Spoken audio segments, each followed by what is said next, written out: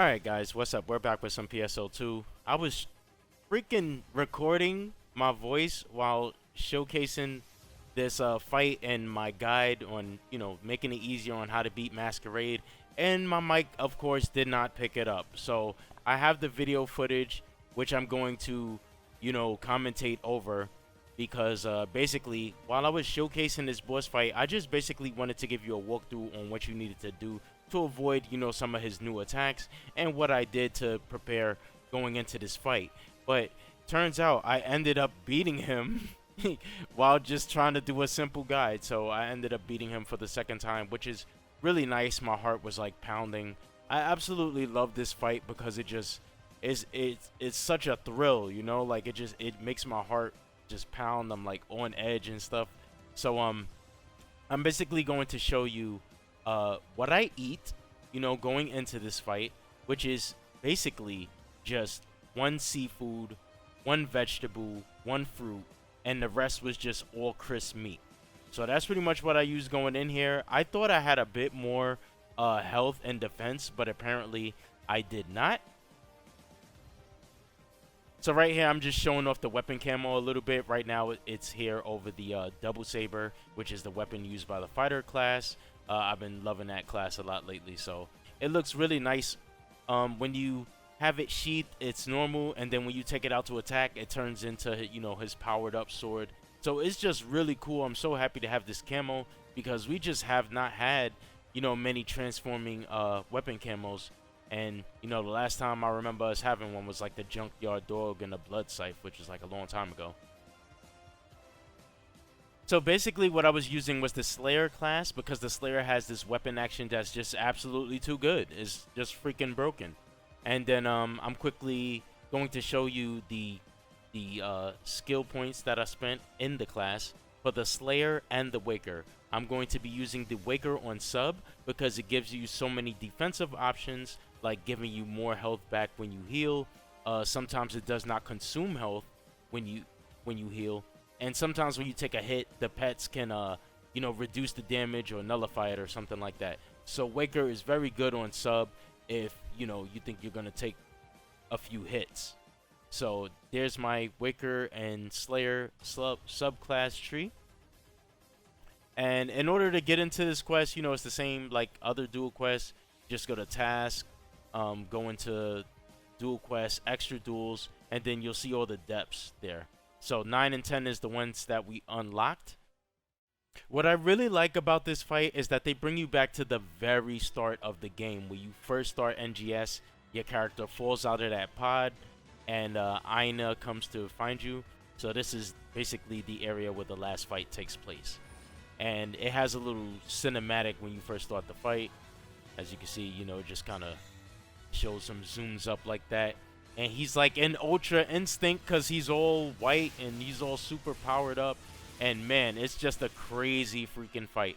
So when I was doing this as a Slayer, mostly all my damage came from the weapon action counter. I did not bother to even try filling my meter. I just let the weapon action do it. Usually I like to do my photon arts to fill the meter, and then I'll do the weapon action. But in this fight, I did not.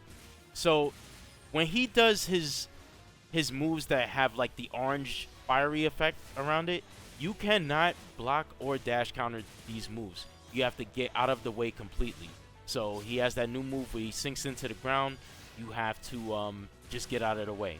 He also has this new move where he puts up this box, this orange box, and you have to wall kick to get out of this box. Now there are kind of like these little flower shaped things on the walls of these boxes, and those will damage you if you touch those. So you have to avoid those and wall kick to jump out of the box.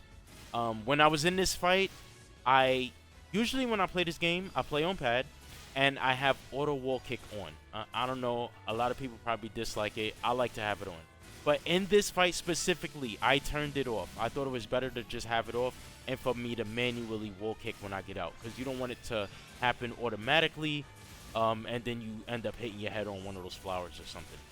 So also his ultimate move, that command grab where he tosses you in the air and smacks you down, he does it way faster now. He's not going to teleport around the screen a bunch of times, giving you a whole giving you a lot of time to respond to it. He's just going to do it very fast, and it does a lot of damage. And even after it hits you, it does poison damage, which will damage you over time. So basically, he has 3 new moves that are unblockable, which is, you know, the one where he sinks into the ground and rises up to try to hit you, and the one where he puts you in a box. You cannot block that one, you just have to get out. So I'm going to show you the next phase, because this one is pretty much the same. So when you get his health down to halfway, he's going to like transform his sword, and he's going to get a few new moves, including one new one that's unblockable. Okay, so right here, this is kind of like one of his upgraded moves. He, you know, sends some minions out, and they keep spinning, trying to hit you. You can counter these. Sometimes I don't get the timing right, and I just mash on the weapon action, and it just saves me. I think like right here, I do it. I take a hit, but for the most part, you know, you could just counter all of this. And then since the Slayer's weapon action is so active, and you're invincible the entire time, you're just so safe during a lot of these moves. Like someone else might have a much harder time, like the fighter, for example. So in this phase, he has that beam that he usually sends across the screen.